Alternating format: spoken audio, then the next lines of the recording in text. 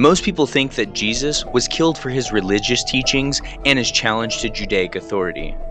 But what if it was also because he posed a massive political threat that could have destroyed the Roman Empire?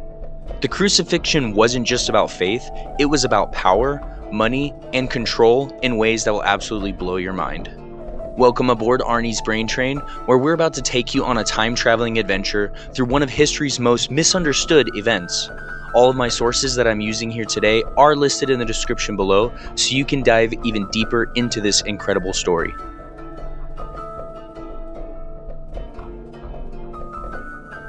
In 30 AD Jerusalem, the city is a powder keg and ready to explode. You've got Roman soldiers patrolling the streets, Jewish religious leaders trying to maintain their authority, and regular people living under crushing taxation and foreign occupation. Into this volatile mix walks a carpenter from Nazareth who's gathering massive crowds and saying things that make both Rome and the Jewish establishment very, very nervous. But here's where most people kind of misunderstand the situation. Jesus wasn't executed because he claimed to be the Son of God. The Romans couldn't care less about Jewish religious disputes. They had hundreds of gods in their pantheon already. No, Jesus died because he represented something far more dangerous to the power structure: political revolution. So let's go ahead and hop aboard the brain train and travel back 2,000 years to uncover the shocking political conspiracy that led to the most famous execution in human history. Here we go.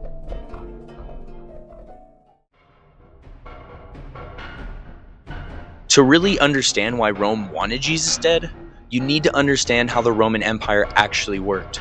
It wasn't just one big military conquest, but it was a sophisticated political and economic system designed to extract maximum wealth from conquered territories.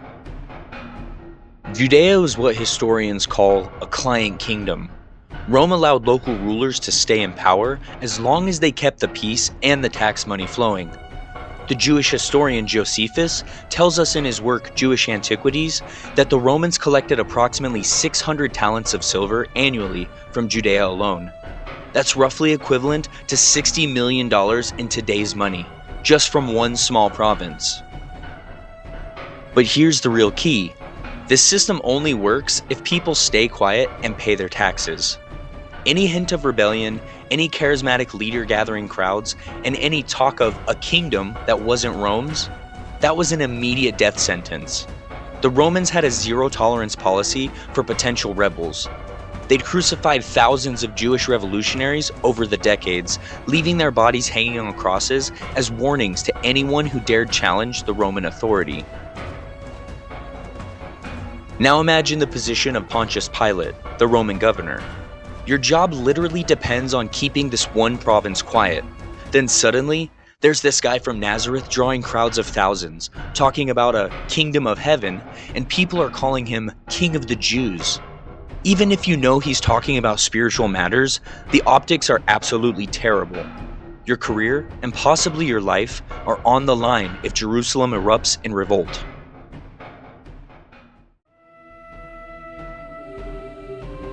Now let's take a moment to show some specific examples of how Jesus directly challenged Roman power in ways that would have set off every alarm bell in the governor's palace. First, there's the famous question about paying taxes to Caesar.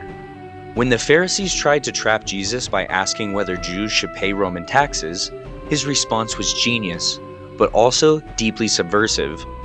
He said, "Render unto Caesar what is Caesar's, and unto God what is God's." Sounds harmless, right? Wrong. In Jewish theology, everything belongs to God. The land, the people, their labor, everything.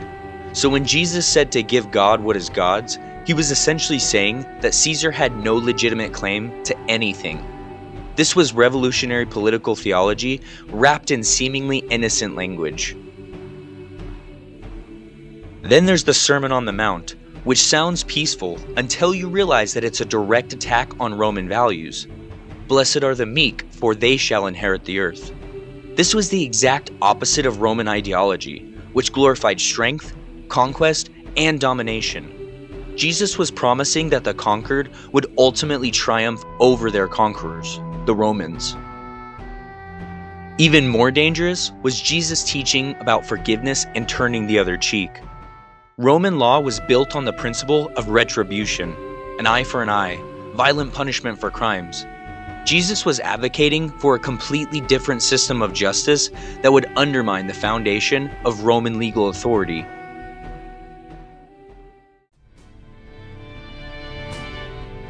But the political threat goes even deeper when you follow the money trail. Jesus wasn't just challenging Roman authority and politics, he was attacking the entire economic system that kept both Rome and the Jewish elite wealthy. Does anybody remember that famous scene where Jesus flips over the money changers' tables in the temple? This wasn't just a religious statement, it was economic warfare. The temple complex was essentially the ancient equivalent of Wall Street and the Federal Reserve combined. According to New Testament scholar E.P. Sanders in Judaism, Practice and Belief, the temple tax alone generated enormous revenue, and the currency exchange system was incredibly profitable for those in charge. Every Jewish male had to pay an annual temple tax, but it had to be paid in Tyrian shekels, not Roman coins. The money changers charged hefty exchange fees, sometimes up to 25%, creating a captive market worth millions. When Jesus disrupted the system, he wasn't just making a religious point, he was threatening the financial foundation of Jerusalem's power structure. But Jesus went even further. He regularly ate with tax collectors, the most hated collaborators in Jewish society. These men worked for Rome, collecting taxes from their own people and getting rich in the process. By associating with them, Jesus was either trying to convert Rome's financial agents or appearing to legitimize collaboration with the enemy. Either way, it looked terrible to both Jewish patriots and Roman officials. The religious authorities weren't just upset about theology and ideology, they were watching their cash cow get slaughtered in broad daylight. High priest Caiaphas and his family controlled much of this temple's economy. So to them, Jesus wasn't just a reformer. He was a direct threat to their livelihood and political position.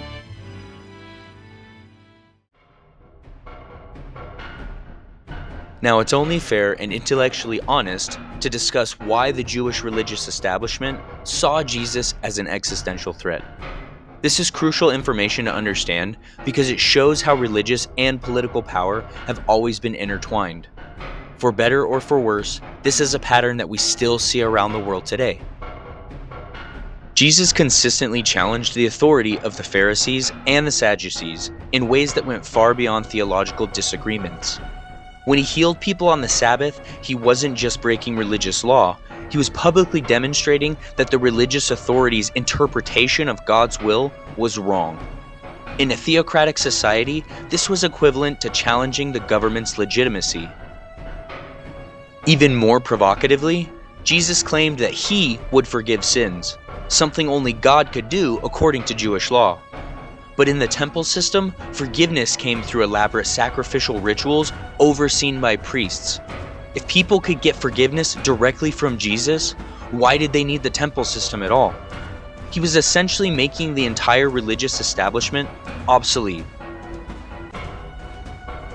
The parable of the wicked tenants is perhaps the most politically explosive story Jesus ever told.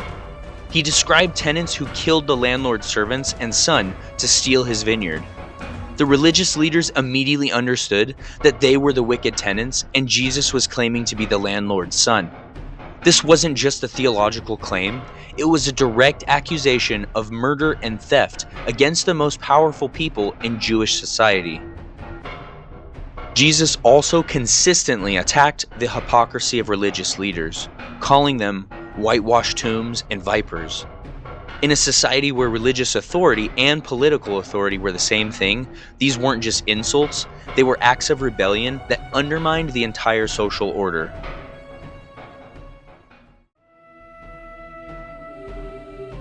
Now, here's where the story gets really complex, and this is information that's incredibly valuable because it shows how political pressures can force people into impossible moral positions throughout history. Again, something that we still see today. The Jewish religious leadership wasn't monolithically evil as they're often portrayed. They were caught between a rock and a hard place. The Sadducees, who controlled the temple, had made a deal with Rome. We'll keep the peace and you'll let us maintain our religious authority and economic privileges. But Jesus kinda made that arrangement impossible. According to the Gospel of John, after Jesus raised Lazarus from the dead, the Pharisees and chief priests held a council where Caiaphas made his infamous statement, "It is better for you that one man die for the people than that the whole nation perish." They weren't just opposing this for religious reasons, but they were calculating this based on brutal historical experience. The Jewish historian Josephus records that the Romans had brutally crushed previous messianic movements. In 4 BC, after the death of King Herod, a man named Judas of Galilee led a revolt that resulted in the Romans crucifying 2,000 rebels and selling 30,000 Jews into slavery. More recently, there had been other failed messianic movements as well. Theudas claimed to be a prophet and gathered hundreds of followers before being captured and beheaded by Roman forces. The Egyptian prophet gathered 30,000 followers on the Mount of Olives, claiming he would make the walls of Jerusalem fall down. The Romans slaughtered most of his followers. The Jewish leaders were intimately familiar with this history. They'd seen what happened to populations that harbored rebels. From their perspective, allowing Jesus to continue gathering massive crowds and making messianic claims was potentially signing the death warrant for the entire Jewish people.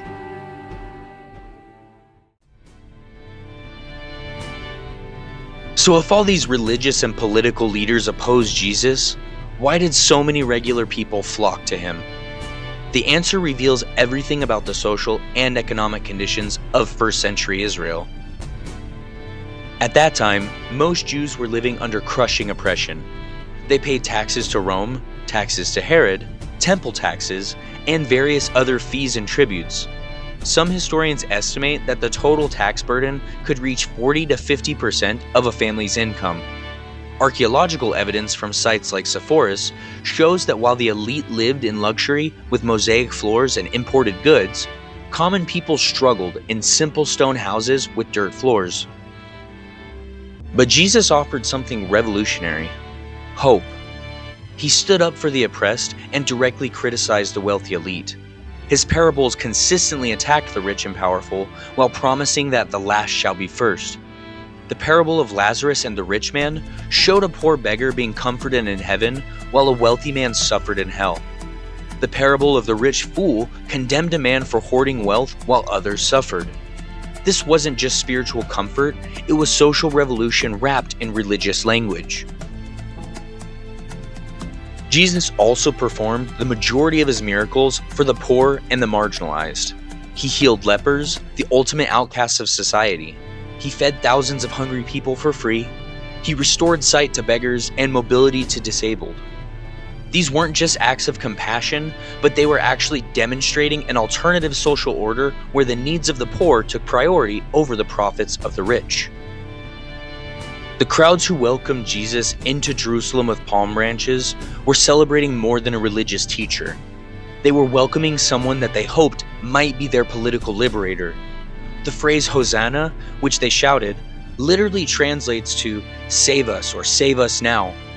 They wanted deliverance from Roman occupation and economic oppression. But here's the crucial point. The common people didn't fully understand the political realities their leaders faced. They saw Jesus performing miracles and teaching with authority, and they hoped he might be the Messiah who would drive out the Romans and restore Israel's independence. They didn't grasp that this very hope was what made Jesus so dangerous to everyone in power.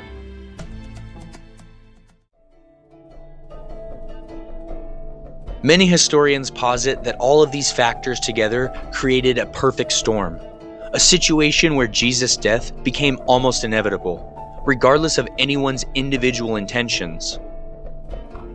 From the Roman perspective, Jesus had to die because any potential rebel leader was too dangerous to leave alive.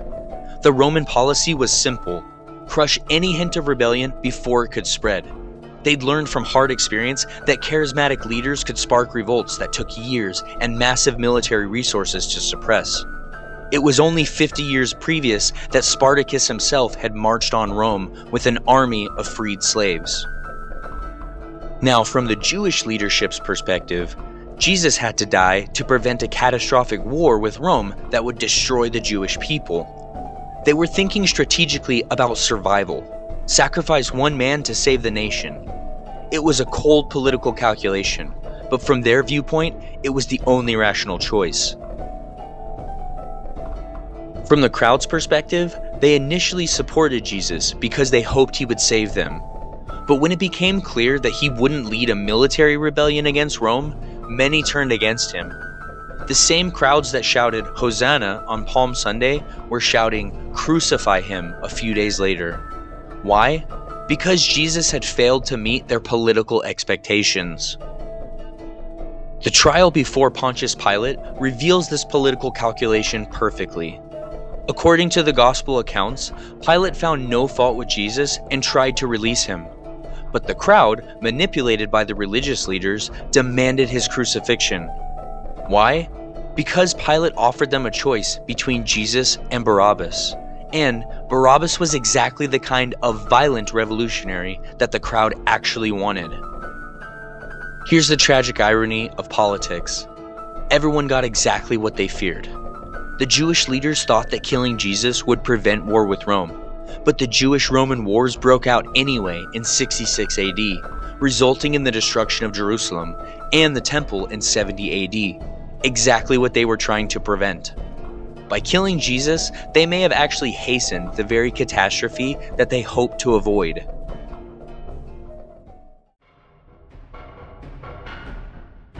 Let me now connect all of these political threads for you, because understanding this gives us incredible insights into how power works in any society, including our own today.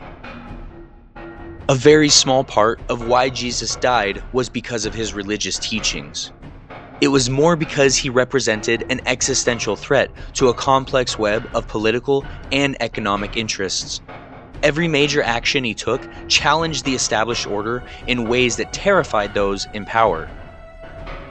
Rome needed compliant subjects and steady tax revenue. Jesus threatened both by gathering crowds, questioning taxation, and talking about alternative kingdoms. The Jewish elite needed to maintain their profitable arrangement with Rome. Jesus threatened this by attacking their economic systems, undermining their religious authority, and attracting dangerous Roman attention. The common people wanted political liberation, but Jesus offered spiritual transformation instead, leading to disappointment and ultimately betrayal. This story is much more nuanced than people like to make it seem. It's a complex political tragedy where everyone acted according to their perceived interests and fears. The crucifixion was the result of political calculation, economic pressure, social desperation, the impossible dynamics of life under foreign occupation, and a little bit of religious disagreement. These are all factors that continue to shape conflicts around the world today. This history helps us see how political and religious power intersect, how economic interests drive decision-making, and how even well-intentioned people can make morally questionable choices when trapped by circumstances beyond their control. It also shows us how revolutionary ideas can threaten established systems in ways that their advocates might never intend.